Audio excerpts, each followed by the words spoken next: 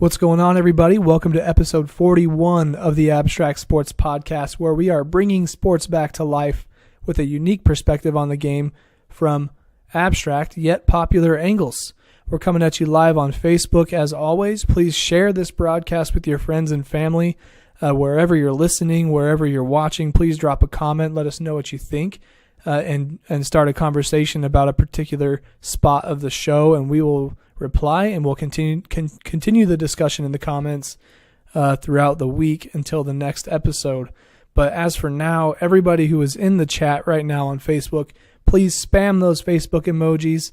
Get them going like crazy. I still wish they had a poop emoji that people could just throw out there for fun. But anyways, let's just get the show on the road. All right, let's get this party started. Spam those emojis. Ready, go.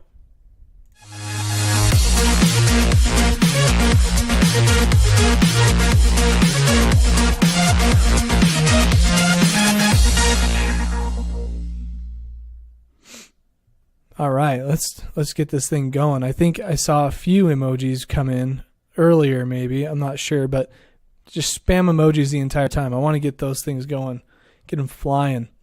But we're going to start off the action with a little bit of NBA talk. It's kind of the main sport that's going on right now. Obviously, hockey. Oh, geez, Brad is in the Facebook comments, just blowing up the comments. We've got some wow emojis. We've got some thumbs up emojis and some laughing emojis. Holy cow. That was exhilarating. I don't know if we got some sad ones, more laughing. Wow, laughity laugh. He's in a good mood tonight. I'm liking it. But to start off, I want to talk about NBA standings. So let's just see where these teams are, because things are shaking up to get really interesting come playoff time. My voice is already kind of getting nasty. So the power rankings, power rankings are a little bit different than like normal standings, you know what I mean? But we've got the Houston Rockets at the number 1 spot. They're on a tear right now. I think they just got their 16th win in a row. This week they took on OKC already, and they beat them. And then you've got Milwaukee. They're playing them tonight. They're ahead by like 12 at the half. Then they play Toronto, which could be a tough game for them, but they're on a roll, so maybe not. And then you have Dallas later on this week. They've stayed in the number 1 spot. Then you go on to the Golden State Warriors, number 2. They've stayed there too. Also on a winning streak. And then you've got Raptors, number 3, 4-0 in the last week. Celtics, number 4. And the top 4 teams have stayed in those positions. Blazers at number 5, Cavs at 6, New Orleans at 7, Spurs 8, OKC 9, Philadelphia 10. And I guess to go to 16 because that's where the playoff teams cut off. You got Wizards at 11, Pacers at 12, Nuggets 13, Jazz at 14. The Jazz in the power rankings are at number 14. That's crazy. Considering all the changes they had in the last year, that's pretty dang good. Minnesota Timberwolves are at number 15. Then you got the Bucks at 16. Clippers and Lakers just outside the bunch there. We'll talk about a little bit of Lakers stuff later on because they've been in the news a little bit. And also I'm a fan, but that's besides the point. You'll know what I'm talking about when I get there. But yeah, so that's what the power rankings are looking like. I do want to actually look at the standings by conference because that's ultimately what determines who's going in. So in the East, you've got Raptors, Celtics, Cavs, Wizards. Cavs are in number 3 spot right now. Raptors are 9 games ahead of them. Do you know how crazy that is? Like, that right there has people wondering if LeBron is on the tail end of his career. He's on the downward slope now. Honestly, it's kind of hard to tell. I think that it's just a lot of chemistry issues. They've gone through a lot of changes this year. But to see the Raptors clinch the East would be really interesting. Having the Raptors and the Celtics as the top 2. One team that really fell off, like super duper fell off, was the Atlanta Hawks. This team was in the running in the Eastern Conference the last 3 or 4 years or so. dropped down to very last in the East. So that kind of sucks to see. Not that I'm a fan of them by any means, but that's just something's going on there. That's bad. But one team I'm really excited about in the East is the Bucks. They're in the 7th spot with a record of 34-30. But man, guys, I'm going to say right now just a little bit of a hot take for you. I don't think the Cavs are going to make it to the finals this year. I just don't. I think that the Celtics and the Raptors and even the Wizards have things a little bit more together than the Cavs. I mean, obviously, it might be tough. Like the Cavs are going to make it tough on the teams that they go against in the playoffs. But even if it goes to 7 games and whoever they're playing against, I don't think they make it to the finals. It's just too much. LeBron's kind of old. He's got a lot of mileage on those tires. And another round of playoffs is just that much more exhaustion, you know what I mean? And he hasn't really been resting at all because he's trying to keep things up for his team right now. So going into the playoffs, expect a exhausted Cleveland Cavaliers squad going up against some younger teams who are just going to outrun them, outgun them, and just flat out put them to sleep. That's my first hot take of the evening. But I am excited for the Milwaukee Bucks. That's one team that hasn't really been in this position for a long time. The Greek Freaks kind of putting them in that position in a big way as an MVP candidate this year or a top 5 candidate for MVP. And the Sixers too. Those guys, hashtag trust the process. That's the team who's, going off this underdog mentality of we're always developing. We're going to get better eventually. You just got to keep trusting the process, keep learning, keep getting better. And what do you know? They're number 6 right now. They're only 2 games back. 2 games back from the Cavaliers. Dude, okay. The number 3 to the number 8 spot, there's only 3 games difference between the 3 to 8 spot from the Cavs to the Heat. That's crazy. Could you imagine seeing, where the Cavs are number 3 right now? What if the Heat go on a little bit of a tear towards the end of the season? What if you end up having the Cavs at the 4 seed and the Heat at the 5 seed? You get to see LeBron go against Dwayne Wade in the playoffs. That's something I never thought that would happen, especially because, the Cavs are supposed to be the ultimate in the East, and the Heat aren't supposed to be that good. They didn't start out very well this year anyway, so that'd be really interesting. 2 of the best buds in the NBA in recent memory going against each other in the playoffs. That would be a story worth following. But the teams who are just on the cusp, you got the Detroit Pistons, Charlotte Hornets, Knicks. Those guys are way out of it. Knicks and Bulls are too far gone. Charlotte is still 5 games back from the 8 seed, and the Pistons are 6 games, and 5 games back for the Pistons. As for the Western Conference, it's a little bit more spread out. Just a little bit, not a ton, but enough to make a difference at this point in the season.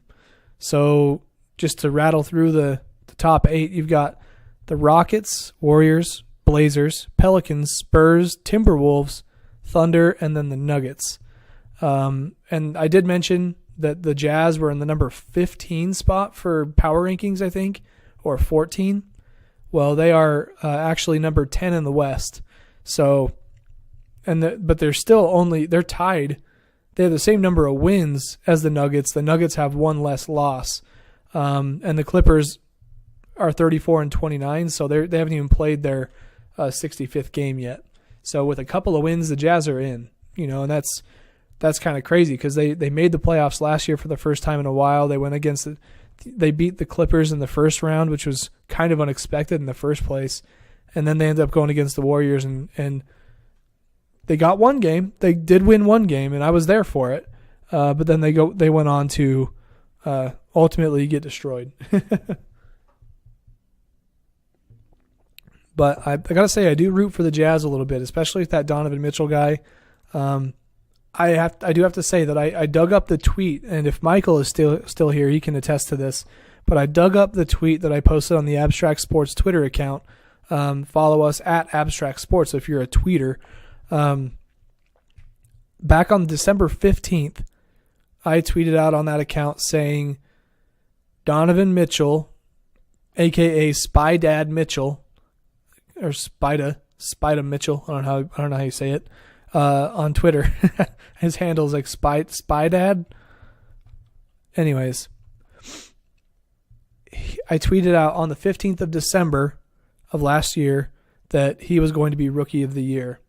And on that note, I will mention that for the month of February, he obtained his third Rookie of the Month award in a row. So he got it in December, January, and February, guys. I don't think you do that your rookie year and then not get Rookie of the Year. It just doesn't make sense to me. So that was my bold prediction back in December, mid-December. We're almost 3 months along from that now, and it's looking very much the case. Plus, he won the slam dunk contest as a rookie. That's pretty badass. Definitely rooting for that kid, and I think a lot of people in the NBA are. It's always really cool seeing a young rookie come into the league, chasing his dream, and then he just performs. It's really cool to see.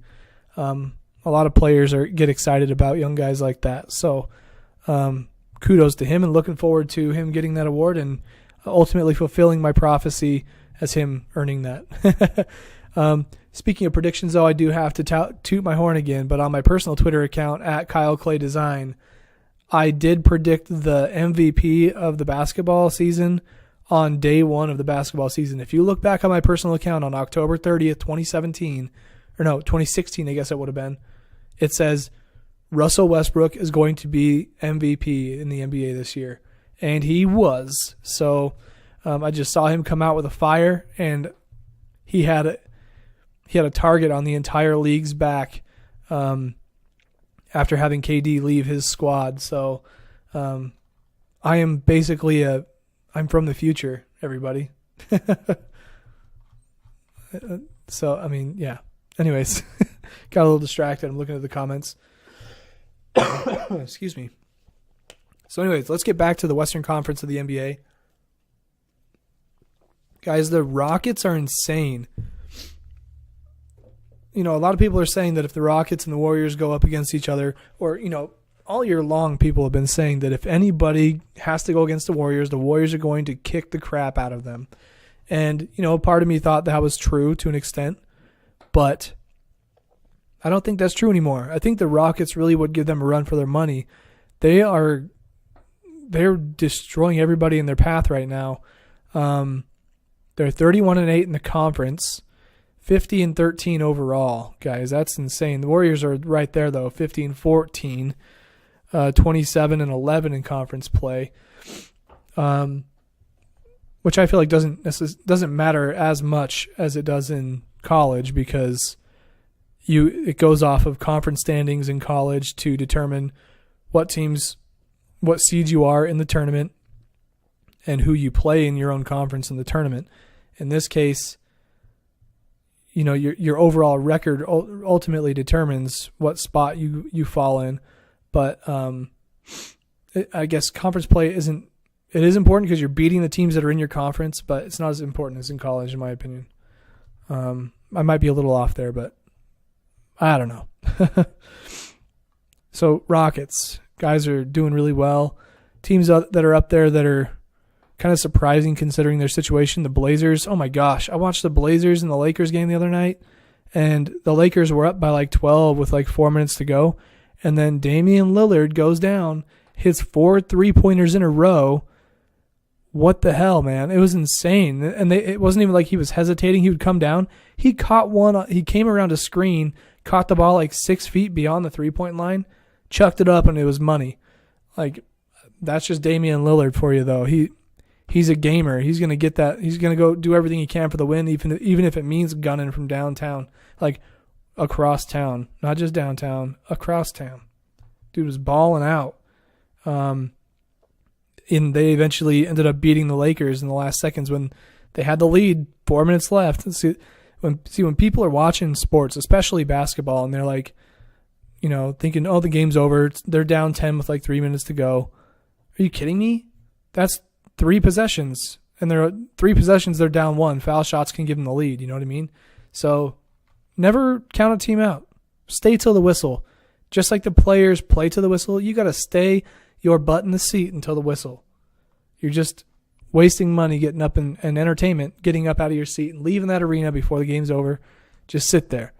If you're at home and you got to go to the bathroom, I understand. Go to the bathroom. But get back and watch that game. So I do have to say the Timberwolves in the number 6 spot in the West, that has me pretty excited because that's a young team that's developed this year. Unfortunately, I think that their future in the playoffs has been a little bit hindered by the loss of Jimmy Butler. It sounds like he'll be out for the rest of the season. They were questioning he might be able to return. It was like a meniscus issue. He had to go in for a little meniscus surgery, and usually that's a pretty detrimental, it's like a season-ending injury, and it's usually like a year-long recovery if it's like a knee surgery like that. But it sounds like it was just a tweak of something, and he can get it fixed and rehab it real fast. He might be able to come back for playoffs depending on how long they're in the playoffs. So he's the main factor in their success. I mean, obviously they have Andrew Wiggins and Karl Anthony Towns, a lot of exciting talent to be watching, and all these dudes have great heads on their shoulders. I have to say that I do want to get my hands on some Andrew Wiggins shoes. They look like hiking boots, but they're basketball shoes, which means they're very stable, got some nice traction on the floor, and man, they look cool. They look like they could take you up a mountain any day. And then you got OKC in the number 7 spot, which is not the spot we expected them to be in. I feel like everybody at the beginning of the year expected them at this point in the season, if we're looking at the numbers now, we expected them to be in the number 3 spot ahead of the Trailblazers, Pelicans, Spurs, and the Timberwolves, considering the talent on their team. But when you have that much talent on the team, it's, you've got to, they all have to change their game in some way because they're all scorers. So I think that's why they're in the number 7 spot. But the Denver Nuggets are in the 8th seed right now. That just doesn't sit well with me. I don't know why. But just to put it in perspective, the Nuggets are 35-29, the 8th spot in the West, 8th spot in the East. I was looking in the wrong spot. Well, here's a better one. 9th spot is 34-29. 9th spot in the East, 29-35. 5 games difference. Oh, that's bad. But the Jazz are right there. If they get a win, they're in. Or at this point in the season, they would be in. The Lakers are 28-35, so they're a little bit separated from the pack. They've also been kind of balling out lately. The Lakers are 14-25 in conference play, but they were on like a 6-game winning streak, and I think the Trailblazers. They were on a 5-game win streak, and the Blazers busted that the other night. And playing the Magic tonight, I think they might get back on that roll. They did lose Brandon Ingram for a little while with a hip issue. He kind of came down funny on a rebound, I think, and it messed with him, so he's sitting out for precautionary reasons. And he's been one of their main dudes this year. Pretty sure he's the top scorer, but at least they have some young talent in Lonzo and Kyle Kuzma to pick up the slack there. It makes the speed go up a little bit because Brandon Ingram is very methodical. He's a driver, drives into the hoop. But anyways, since we're talking about basketball, there was a topic that came up in my feed, and I'm sure you guys have probably heard of this, but it's a show there's a show on ESPN. I believe it's on ESPN. It's called First Take. It's Stephen A. Smith and Max Kellerman and some girl named Molly, who's the moderator. And these two just basically debate about different sports topics for the entire show. And one thing that they've started doing, they started this show called First Take, Your Take. And basically they created a Facebook show. So there's a Facebook Watch show called First Take, Your Take. And they kind of tie it into their show that's on TV. But they started a group for it, like a public group that people can join. And when you join, it asks you a question about a current story going on in the sports world, just to make sure that you're human and see that your opinions are valid. And I would imagine if you put something stupid in there, like I hate sports and you guys are stupid, this is just this is something political. Blah, blah, blah. If you do something stupid, they'll just won't let you in the group. So I joined it, and for the first take, your take thing, it's actually really cool.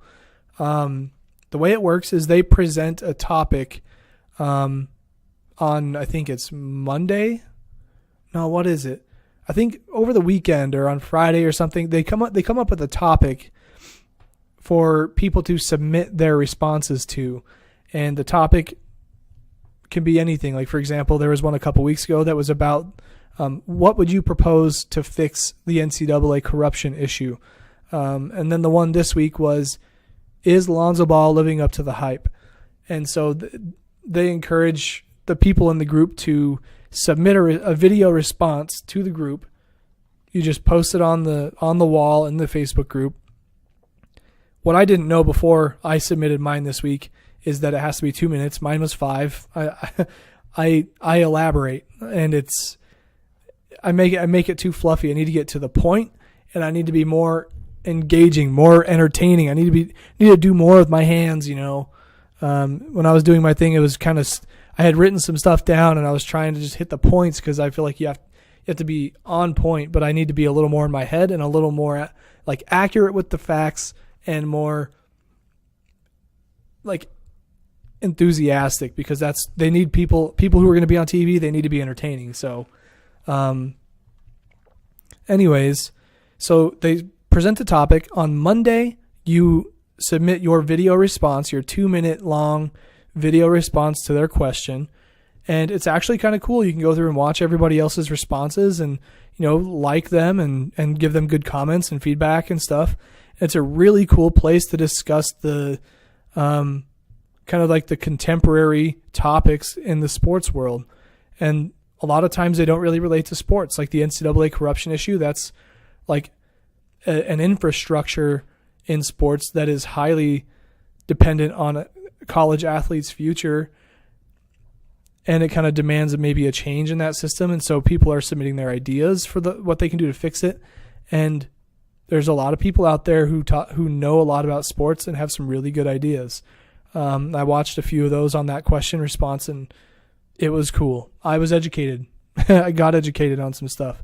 So you submit your response on Monday and Tuesday, and then on Wednesday they put together like a compilation of the top responses, and they kind of have like quick reaction to the responses from the week. So Stephen A. and Max Kellerman will like pick a few videos that they think were interesting, and that sort of nominates those people as having a chance to be on the show. And so then the team at First Take will go through those videos and they'll pick somebody to put on the show. And this person, they basically Skype them in, and I believe it goes on TV, and it's awesome.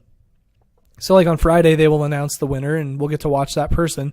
And it'll be cool because if you're a part of the group, there's only 8,000 people in it.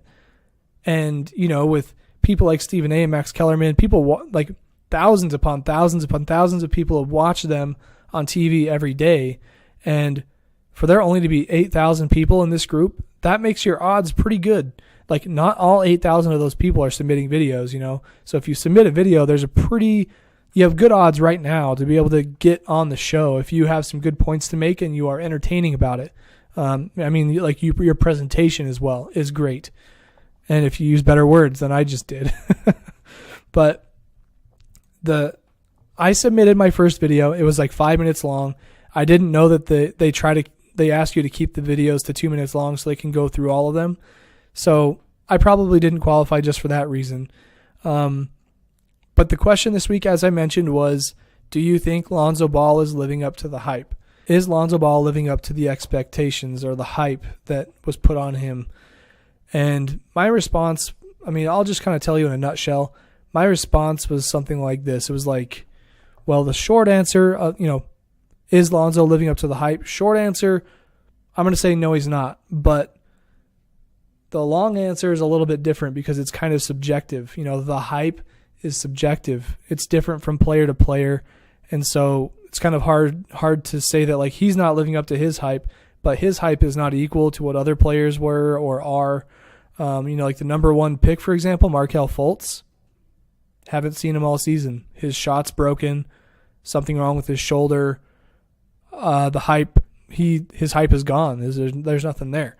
But talking about hype, the reason that Lonzo Ball has had so much hype around him was because of one reason, and I'm pretty sure everybody knows the answer.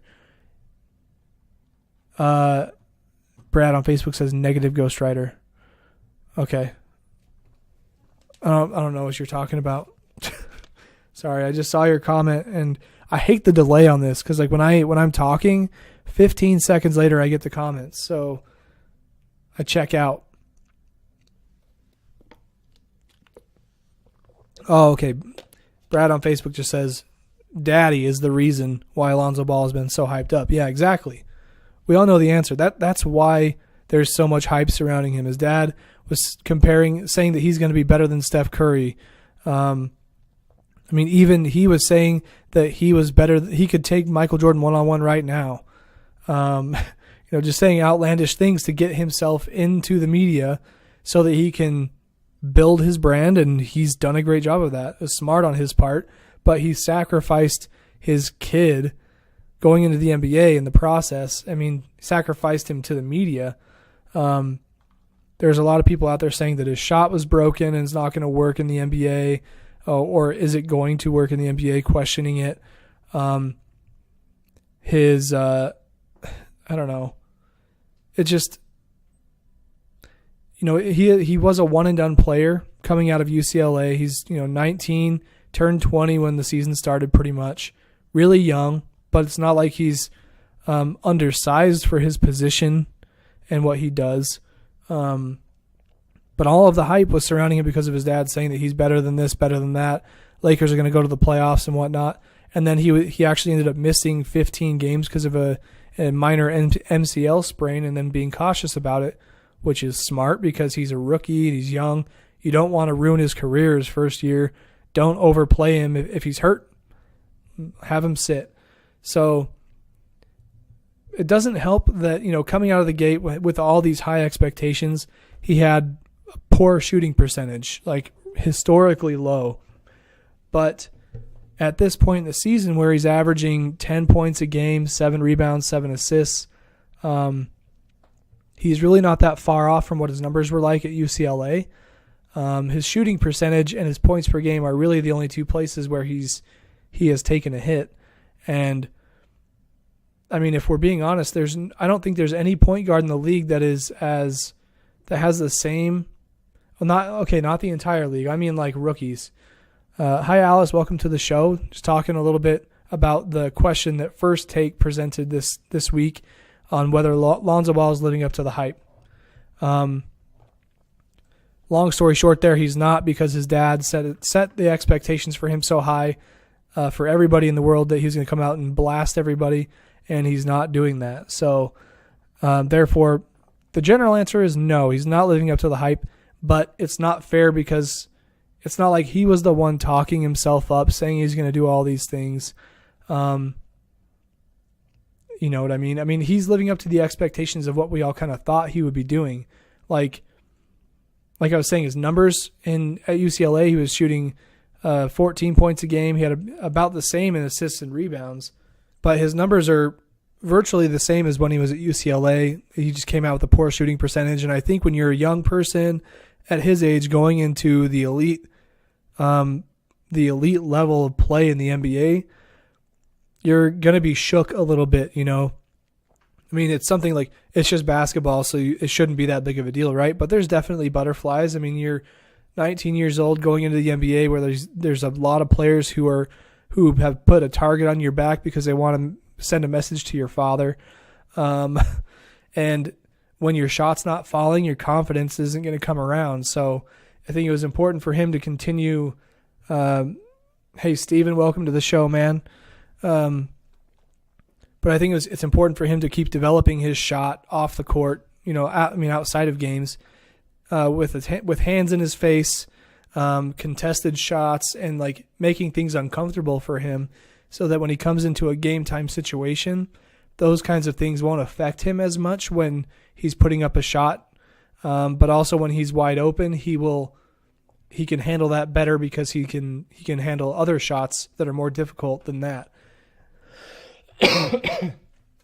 So, all things considered, I think he is living up to the general expectation. Although he is the number 2 pick, I think his numbers and the potential that he has is very promising. And the hype isn't really a question anymore. I think it's just like we're ready to see him develop and actually see what he can do. At least as a Laker fan. And I don't know about other people, but I feel like you're watching Lonzo regardless of whether you're trying to or not because he's in the talk so much from his dad. So, I mean, you're probably paying at least a little bit of attention to him. Alice on Facebook says he's a rookie, so they should give him a break. I'm not really a fan of his or his dad, but he's not riding the bench. Yeah, that's true. I mean, there's people out there that are saying that Isaiah Thomas should be starting over him, and that's probably true. I mean, considering the numbers that he puts up. But if you're going to develop a young player, you've got to let him get minutes too. And Lonzo's been doing a lot better since he has come back from his injury. And helped lead the Lakers on a little 5-game win streak out after the All-Star break. And like Alice said, he is just a rookie. You kind of have to give him a little bit of a break. The hype, let him work through this adversity, and next year he's going to come back more developed and more prepared. And, he's only 20. He's still growing. Like, I'm kind of curious to see where he's going to be in a couple of years. I think he's going to be a assist racking machine. Like, he's just going to be racking in assists like crazy. I think, with the numbers he has right now, I think they're going to stay kind of similar. His numbers are going to go up a little bit, but I think his assists are going to be like the main thing. And I'm excited to watch some of that happen. But that's enough about the Lakers and the first take thing. But every week I'm going to be trying to submit a video to the topics that they provide. And then when I come on the show, I'm going to try to utilize some of that for my content. Brad on Facebook says he'll probably get traded. I don't think Lonzo's going to get traded that quickly. I think they probably want to see where he can go in the next couple of years because he's a guy to build a franchise around, in my opinion. With the way that he shares the ball and gets teammates involved, I think it's kind of hard to pass up on a guy like that. But anyways, as First Take continues providing these topics, I'll submit my responses there, and maybe I'll take the video I submit there and play it before the show starts. And I'll just put a little tag up that says, post it in the First Take group or something like that. So it gives you guys something to watch before the show starts. Gives me some time to get my outline figured out. But then I'll probably, maybe I'll start posting those up on the YouTube channel as well as a separate category, so that there's a place for people to see quick bites about the trending topics in the sports world. Kind of killing two birds with one stone right there, if you will. But since we're still talking about basketball, oh, by the way, I never did this. Had to play the transition. But it is March, and there's a few really cool things about March. For one, my birthday is on Monday. That's pretty exciting. I'm going to be 28 years old. Kind of crazy to think about. But beyond that, March is the month when spring starts. So that's pretty cool. I'm pretty sure it does. When is spring? Yeah, March 20th. Spring 2018 in the Northern Hemisphere will begin on Tuesday, March 20th. That's right. Sorry, just had to make sure I'm getting my facts right. So spring starts, but then there's this other thing called March Madness. And I'm not always big into March Madness, but this year I'm a little more excited because I have created the Abstract Sports Bracket Challenge. I created a group on their website for people to join the Abstract Sports 2018 Bracket Challenge. If you submit a bracket to my group, the winner is going to get a $25 Amazon gift card. I know I hyped this up a lot. I was like, I want to give $100 away, or I want to give $50 away, and I've totally walked it back to $25. I have to be reasonable, and I'm sorry. I know Clay on YouTube was saying that he was hoping for the Hundy stick. He wanted a $100 bill on the line, but I just can't foot that bill, guys. I'm willing to throw a $25 Amazon gift card out there. Or if I know you personally, maybe I'll just buy you dinner. Who knows? For you and a +1. So here's how you're going to submit. There's a pinned comment here on the Facebook stream. If you click that link, you can go on that page. There's a spot where you can search for a group. If you go and search Abstract Sports 2018 or just Abstract Sports, hit enter. The group will be there. It's a public group. You can open that up and join the group. And then when it comes time to fill out your brackets, which would be probably my birthday, I guess, is going to be the day that you could do it. Because, I mean, Selection Sunday is this Sunday, March 11th. So maybe on my birthday, do me a favor, go fill out a bracket and put it in the Abstract Sports 2018 Challenge group. And the winner of that bracket challenge, whoever gets the most points, will win a $25 Amazon gift card. Alice on Facebook says, that's good. Winning is really about bragging rights. Yeah, and I have bills to pay. I can't be throwing around $100 bills to strangers or perhaps non-strangers. Like, Alice, what if you submitted a bracket and you won the $100 from me? Like, how bad would you feel? No. Just kidding. Taking money from me. Just kidding. You're more like taking it from the Abstract Sports aura, the brand. Taking it from the brand. But hey, it's a good way to promote. So, $25 Amazon gift card on the line for the winner who takes home the Abstract Sports brand. Alice, the frowny face. But the catch, the kicker here is that you only get one bracket. That makes it a little more difficult. And I also have locked it. So apparently there's a setting where you can swap your brackets around, put them in different groups and stuff after the tournament has started. I'm not going to let that happen because where there's a little bit of money on the line here, I think that would not be fair. So you get one bracket. Once you submit it, like once the tournament has started, the bracket that you have chosen for the Abstract Sports group is solid. That's set in stone. That's the one you're going with. Alice says, I want to kick Eric's butt. All right, then you both better submit a bracket. And Brad, submit a bracket. Michael, anybody else who's out there listening, please go submit a bracket. I'll be sharing it on the Facebook pages and things like that to get more people as well. Obviously, the more people, the better. The idea is to promote the Abstract Sports brand and the podcast and everything. So the more people we can get in there, the better, because they're getting a little bit of an idea of what Abstract Sports is, and it kind of helps us grow a little bit. And in the right places too. We're marketing through events with the sports world. I think that's the way it should be. So, if you follow that link that I've pinned in the comments, I'll also drop it in the description of the SoundCloud and the YouTube, etc., for people to go and find the Abstract Sports group and sign up. Just know that you can't actually submit a bracket until Selection Sunday is over, when the bracket has been set. I'm guessing Monday morning you'll be able to do that without a problem. It's all up to ESPN. Oh, coffee. Very nice. But there is one team that I'm rooting for right now, and if you know me at all, it's the Idaho Vandals. So let me switch over to my ESPN tab here and talk about them a little bit. Let's see, blah, blah, blah. Oh, and you'll see if you find the Abstract Sports 2018 group, you'll see that I've entered myself into it already, or I joined the group.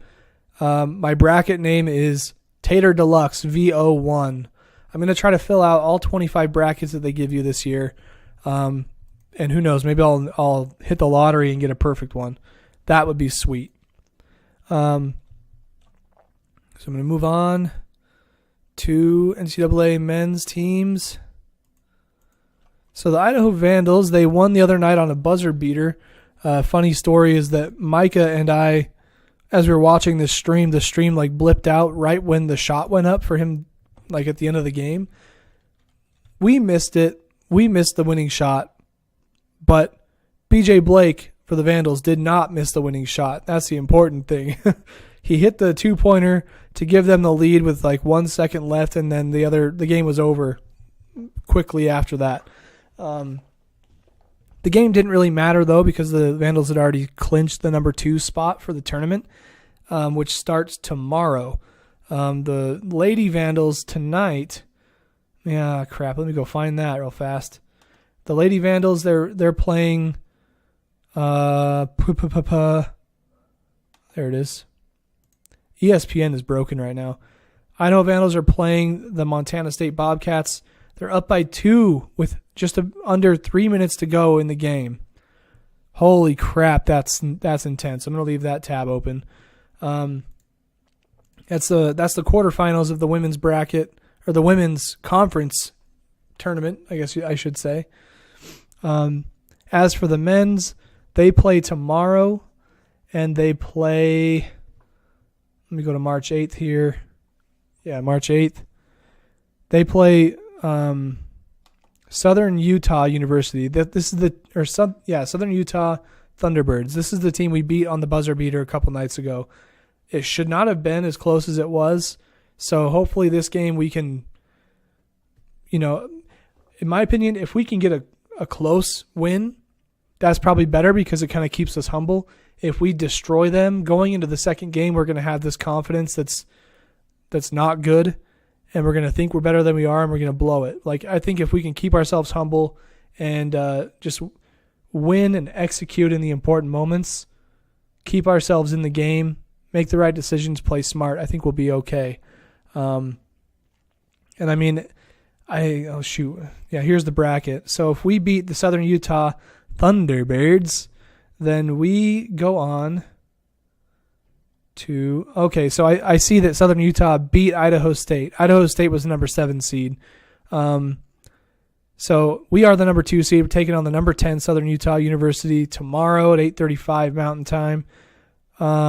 Montana has a bye. They take on Weber State or Colorado, Northern Colorado. Winner of that goes on to the championship. So I'm predicting it's going to be Idaho and Montana, and I think we've got what it takes to beat them. The biggest issue that I have with that right now is that we lost one of our star players. He's a senior.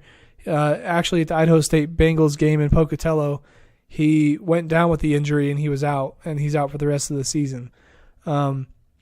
So they're considering him to be a player coach right now. They're using him as a resource to power them through this year.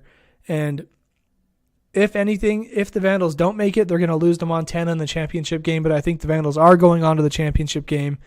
They can get through every one of the teams that are in front of them besides them. And if they get through Montana, that's freaking cool. I don't even remember the last time the men were in the big dance. Idaho Vandals March Madness. Let's see what it says here. Tournament history. Tournament appearances 4. Final Fours 0. Championships 0. Win-loss 1-4. So that means we made it to the Sweet 16 one time. And that's about the extent of our accomplishments in the March Madness tournament. Let's see. People on the best tournament performances: Ron Maben, Ken Owens, and Ron Shields.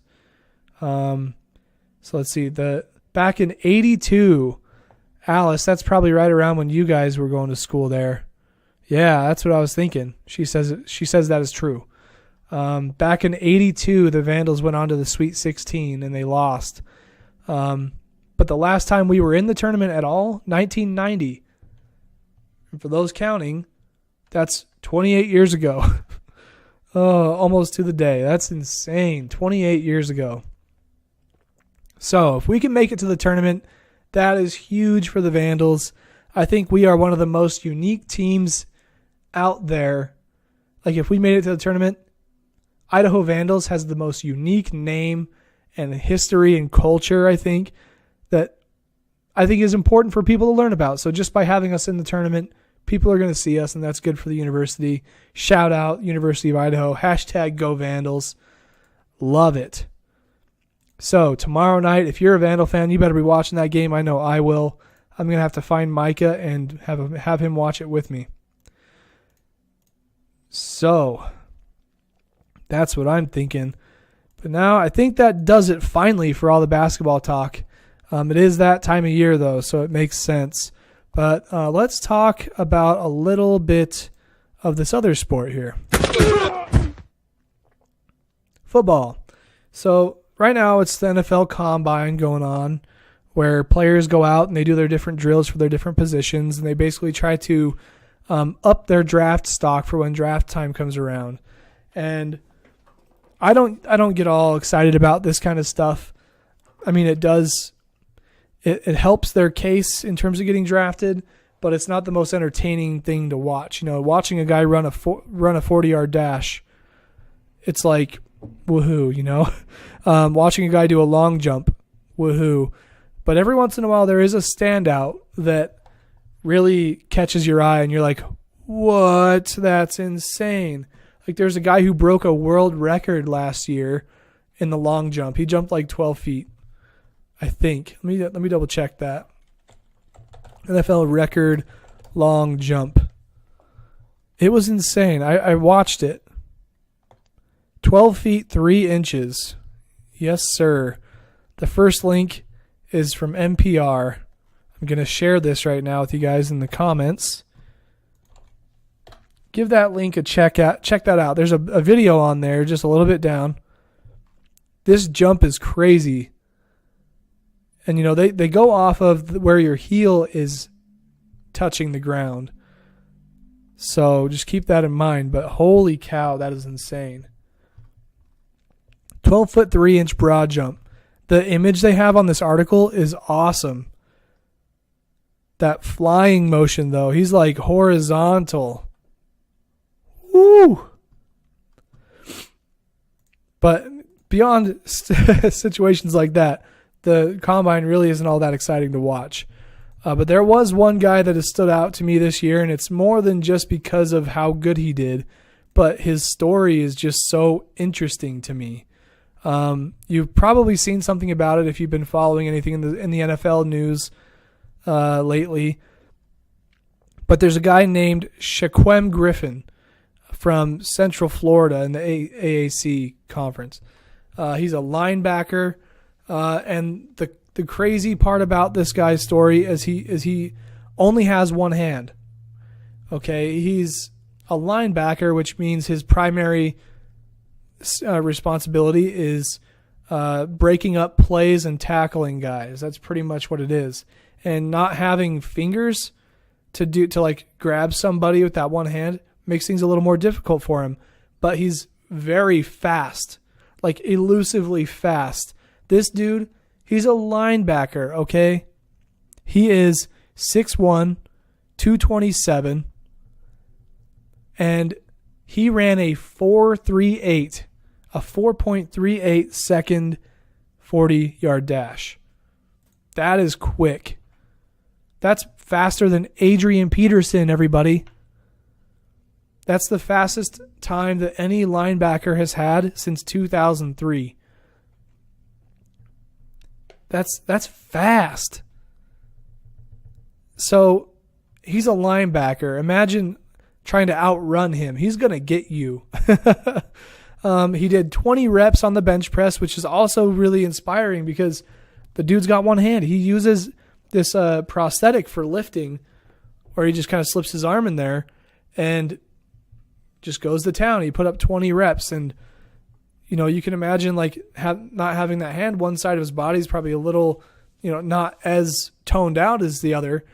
So he was a little bit unbalanced, but he got 20 reps up. That's pretty dang good. And he's got a 117-inch broad jump. We do some math real fast. 117 divided by 12.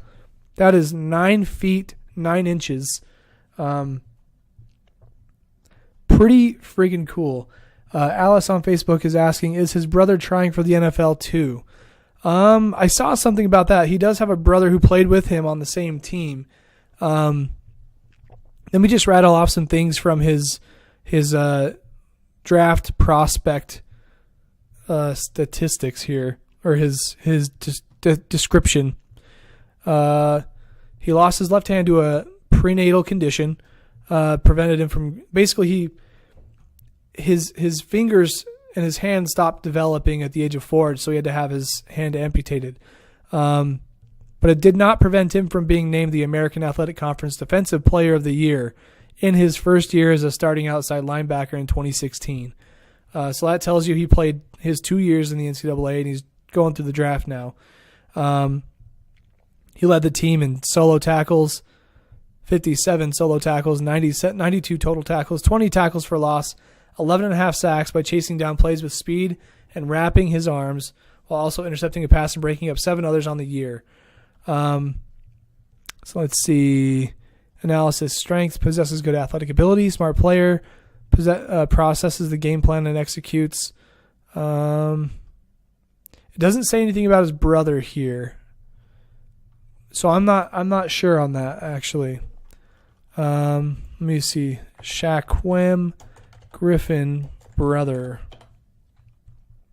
His name is Shaquem Griffin, so they both probably go by Shaq in some way. It says here Shaquem Griffin is an American football cornerback for the Seattle Seahawks. So he must be the guy we're thinking of. So yeah, he's in the NFL, plays for the Seahawks. I think he must have come out last year or something like that. I think that's the case. But it's just a really cool story. I mean, from a really young age, he's had this disability that has prevented him from doing things that normal kids would do, playing sports, but he didn't let that stop him. I mean, you don't just come into the NFL draft combine like this, perform the way you do, and then not get drafted. This kid is a talent regardless of the disability. It doesn't even matter. And I think it's a no-brainer to get him. I think he's going to be a great NFL player on the field and off the field. He's going to use his story to inspire others, let them know that, things like this can't stop you. Look at my story. I made it. Now it's your turn. Prove them wrong. There's a certain, like the way that he describes it is that he has found his purpose in sports. Like he's proving people wrong. He's showing people that you can do things regardless of having setbacks, whether they're physical, mental, or anything else. Don't let anything get in your way. If you want to do something, make it happen. Find a way to make it work. So I'm excited for this guy. I think he is going to get drafted. They're predicting that he's going to go in the 5th or 6th round, I think they said. Draft projection round 5 or 6. Sources tell us, this is according to his draft profile, sources tell us the old staff signed him just to make sure they got his brother. The new staff realized the guy was a player and plugged him in, and he wins Defensive Player of the Year in his conference. He doesn't have a left hand.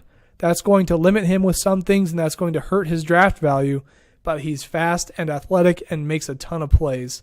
NFC team scouting director.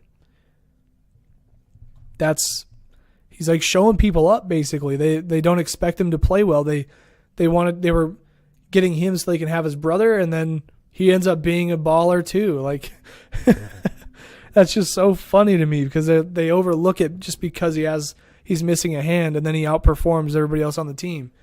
Like Defensive Player of the Year in your conference, and you're in the AAC. That's still dang good. Like, come on, man. So cool. Such a cool story. So I look forward to following Shaquem Griffin. I'm going to get at him on Twitter, follow him on Twitter, and see what he's up to off the field and stuff, and I'll keep you guys updated. But really, really cool story. Probably my favorite thing that came out of the Combine this year. Well, everybody, I think that pretty much does it for me. My my voice is kind of shot. I have this little like minor cough still going on. I had like a sinus infection after having the flu. Gross, I know. It probably paints some visuals you don't want to see, but that's why my voice is the way it is. I'm not dead. I'm here. This thing is still moving. We just finished up episode 41 of the Abstract Sports Podcast. Really excited to keep this thing moving, and hopefully I can be more active on the blog as well. One thing I want to mention is wherever you're listening from, whether it's on the Facebook right now or you're on SoundCloud, YouTube, whatever, I just put out my personal site, my personal portfolio site. You can go to kyleclay.com. Contrary to what you might think, if you're a person who doesn't know me, I am a graphic designer. I actually design and build websites on a daily basis. But I'm also a firm believer in the power of sports, and that's what Abstract Sports does for me, is it allows me to have an outlet to talk about those things. And so feel free to check out my personal site. You can tap into some of my real life, I guess you could say, where I talk about things I do on a daily basis about design and different stories that come out of that with my blog on there. kyleclay.com is what it is. Be sure to, for Abstract Sports, hit that like button, subscribe button, drop a comment wherever you are. Get involved in the conversation. It'll only make our show better. And if you are interested in getting involved with Abstract Sports, maybe you want to write articles or something like that to get your name out there and share your opinions on sports, or maybe you've always wanted to start your own podcast, but you don't know where to start. I feel like I know a lot of people. I have a lot of friends who I feel like would be great to have on the show. I just haven't got to the point where I can invite them in and do it. But I have a lot of friends who could share some highly valuable, sometimes controversial, but definitely interesting opinions on stories that surround sports. So if you are one of those people who wants to start your show, and you may not know me personally, but you can see my hustle 41 episodes later on the Abstract Sports Podcast, I'm still going. If you want to have your own podcast, let me know. I can hook you up with your own playlist on the SoundCloud account for Abstract Sports. Anything that you send me and we publish goes to iTunes, goes to all the other third-party podcasting outlets you can think of. And we also put it up on YouTube as well. So let me know if you're interested in getting involved. If you have any thoughts you would like to give sports related, I'd be happy to give you a link back to your Instagram or a website of yours or something like that. I want to scratch your back if you scratch mine by providing content. So with all of that in mind, I am out of here. I hope you guys have a great rest of your week, and I'm going to head home and try to catch this Lakers game. If you're a Vandal fan, again, tune into that game tomorrow night at 8:30 as well. I know that I will be watching. I'm pretty sure it was 8:30. According to that bracket I looked at, it said 8:30. Anyways, that's all for me, guys. Have a good rest of your week. I'll see you next Wednesday. Same time, same place. We'll see you then. Bye-bye. Oh, here we go. All right. Cut it out. Cut it out.